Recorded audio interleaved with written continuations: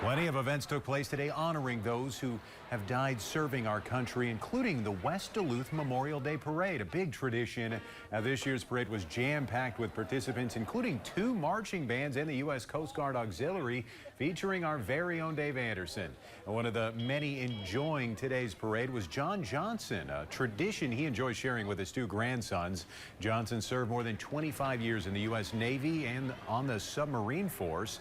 He plans to continue celebrating this day with his family for years to come and hopes others do the same. Get out and support your military. And remember the people that died so that we have the freedoms we have. Johnson encourages young people everywhere to support their local vets, but look into a military career for themselves as well.